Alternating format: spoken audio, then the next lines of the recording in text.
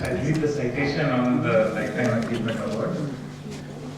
The Board of Governors and the Senate of the Indian Institute of Technology, Bombay, felicitate Professor Tarun Kant, teacher, researcher and administrator, admired by colleagues for his leadership and respected by all for his dedication and wisdom, with the Lifetime Achievement Award in commendation of his outstanding contributions to this institute, given this 4th day of April 2012 under the seal of the Institute at Mumbai in the Republic of India.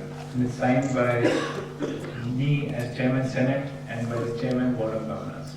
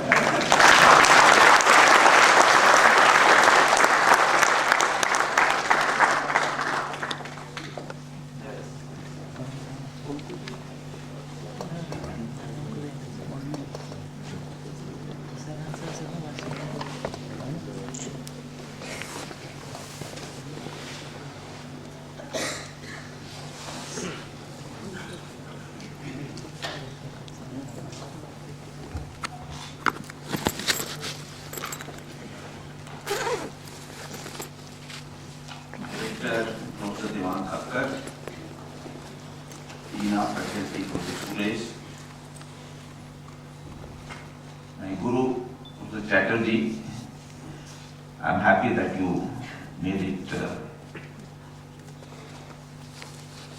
My colleagues, friends, my former and present students, yes, ladies and gentlemen, I am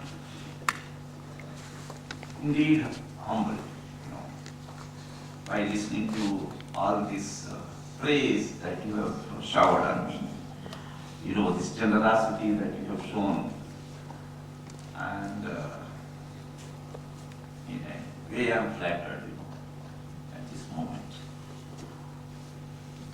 At the outset, I must say a big thank you to, I think, my first colleagues in the department. You must have, good friends. So, my director,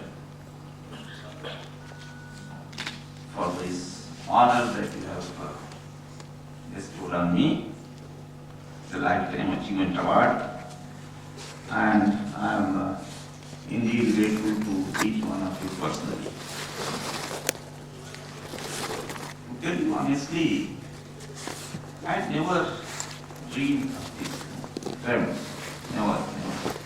that I would ever get this Lifetime Achievement Award. Whatever you have well, I have not been a very bright student. Yes, I have been a sincere and hard-working student. I think I was always in the first top, but never the top. And I came from a very middle class, lower middle class, to tell you honestly, family. And we also had how many? Seven brothers and sisters, whole time. I happened to be the second one in the family, my sister being the eldest. And my family had great hopes, always written top, yes, this fortune. do something. And but there were no means for them to.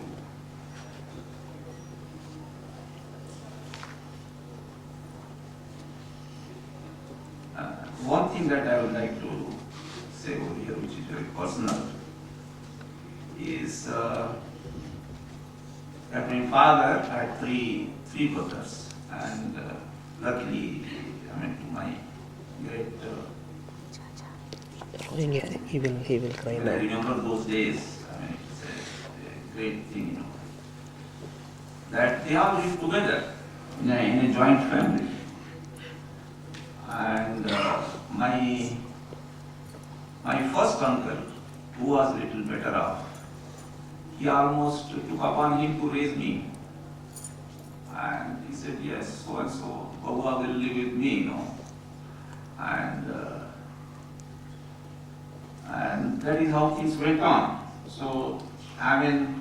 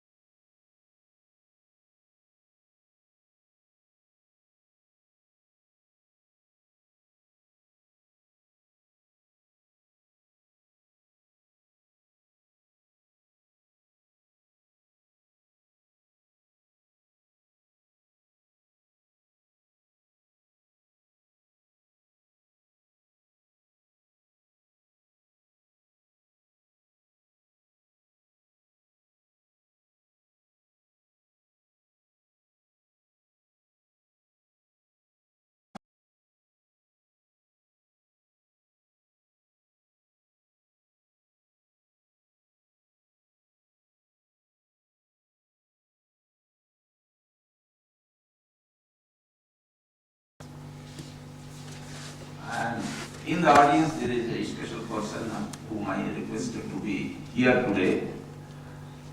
When I was doing my masters at Kanpur, before that I will just tell you, see, ours was my friend also, my class fellow, Mr. Bongil was sitting here. We graduated from the same year, 1967. Yes, a very important position in the government of Maharashtra. So from 67 batch, we were a class of about I think 57 or so. And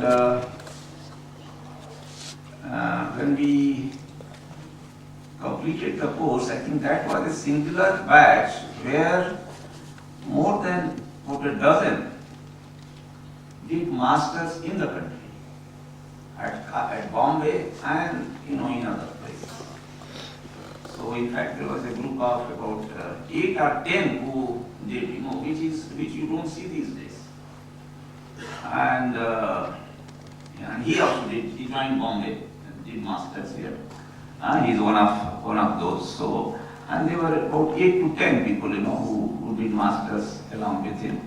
I did, I changed to, because I also had got admission in IIT Bombay after doing my BTech. But then I decided to go to Kanpur. There were so many reasons. One is my uncle was there. He was posted in Kanpur. And I got selected there also. And Kanpur had in those days had its own air of academics. That Kanpur was, yes, it was different. I don't know now, but at least it was a different institution at that moment. So I decided to do my masters there, and I look back, I find that those 2 years at Kanpur were my best years in student life and later on. I was not happy, to tell you honestly, in Bombay for 2 years. As a student, no, I was not happy here. In fact, in the first year when I joined, that is also a big. I joined by accident, you know. You see, I hope. Okay, so it will be, so my talk is in bits and pieces. So when in 1963, I joined, and that was I joined in the 4-year program, not in the 5-year program, directly in the 4-year program. So I joined second year directly. But then I got the admission letter in the month of June, and it was there that by 1st of July you should report to the institute, and you pay so much money, you know, beforehand. And I was just keeping that letter until 8th of July. You know, neither we paid any money, I mean, I and my family, nor I ever thought of seriously coming to IIT Bombay. This was the status, even after getting the admission. It was only, you know, it's the God's mercy that helped. A family friend, he visited our place and he started rebuking my father. What nonsense you are doing, you know, I mean, your son has got admission and you are keeping quiet. Because he was more knowledgeable about IIT. His son had already done B.Tech from IIT Kharagpur and also masters in town planning from IIT Kharagpur, and he was a town planner in Chandigarh, you know, Chandigarh in those days. So he had an idea about what IITs are, but then I didn't have, you know, my father did not have. So it was at his instance, he said, what, today is 8th and you were supposed to join IIT Bombay and first you have not sent the money, and well, so only after he prompted us, you know, we somehow managed to, immediately I left for Bombay. And I am the only one who joined IIT Bombay late by 10 days. So I joined this place on 10th of July, not on 1st of July. Anyway, that saved me, you know, of the problem of going through Harry, you know. Most of the students, their friends, it was already, you know, late, and they, you know, because normally it is done in the first week, so I was very comfortable. So this is how the journey started. Incidentally, I will also tell you one more thing. I had also got selected in IIT in 1962, a year earlier. And I got chemical engineering at Madras, IIT Madras, in a 5-year program. In a 5-year program that year. And then, of course, as things stand, then I thought I'm already a BSc. I have spent 1 year here, then 5-year program.